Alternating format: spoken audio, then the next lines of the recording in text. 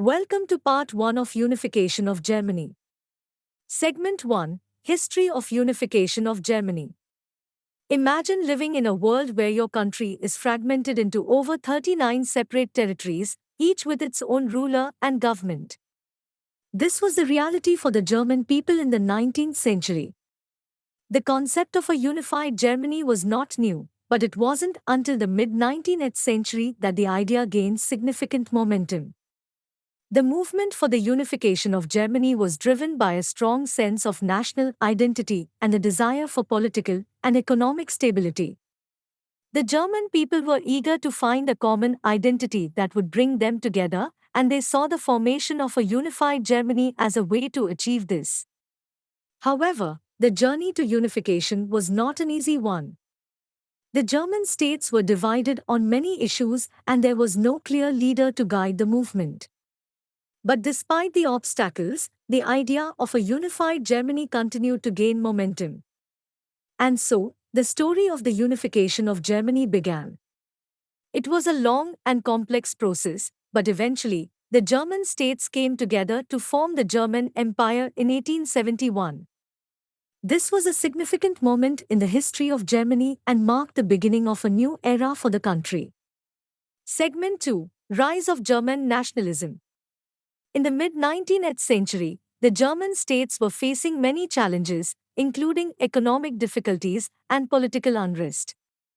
The idea of a unified Germany had been floating around for some time, but it wasn't until this period that it gained significant momentum. German nationalism was driven by a sense of shared identity and a desire for political and economic stability. The German people were eager to find a common identity that would bring them together, and they saw the formation of a unified Germany as a way to achieve this. One of the key events that helped to drive the rise of German nationalism was the Berlin Revolution of 1848. The revolution was sparked by a desire for political and economic reforms, and it gave voice to the growing desire for a unified Germany. The revolution saw the formation of the Frankfurt Parliament, which was tasked with creating a constitution for a unified Germany. However, the revolution ultimately failed due to the lack of support from the German states and the intervention of foreign powers.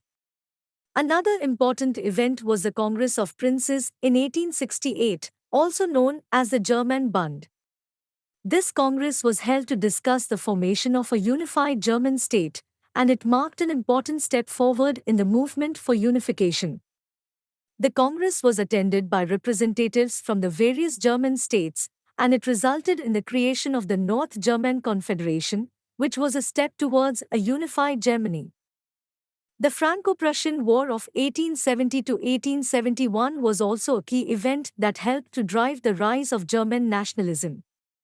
The German victory in this war was a source of pride for the German people, and it helped to strengthen the idea of a unified Germany. The war resulted in the formation of the German Empire, which was officially proclaimed in the Hall of Mirrors at the Palace of Versailles in France on 18 January 1871. Segment 3, Important Personalities. The unification of Germany was not the work of one person or one group, but rather a collective effort that involved many individuals who played important roles. Let's take a closer look at some of the key personalities who contributed to the formation of the German Empire. One of the most important figures was Chancellor Otto von Bismarck. Bismarck was appointed Chancellor of the North German Confederation in 1867, and he was instrumental in the formation of the German Empire. Bismarck was known for his political cunning and his ability to manipulate events to achieve his goals. He was a strong advocate for a unified Germany, and he played a key role in the Franco-Prussian War and the subsequent formation of the German Empire. Another important figure was King Wilhelm I of Prussia. King Wilhelm was the first German emperor, and he played a crucial role in the unification of Germany. He supported Bismarck's efforts to unify the German states, and he was instrumental in the creation of the North German Confederation and the German Empire.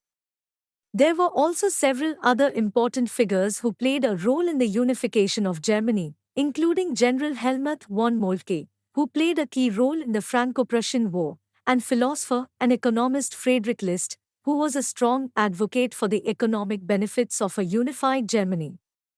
That is all for part 1. See you in part 2.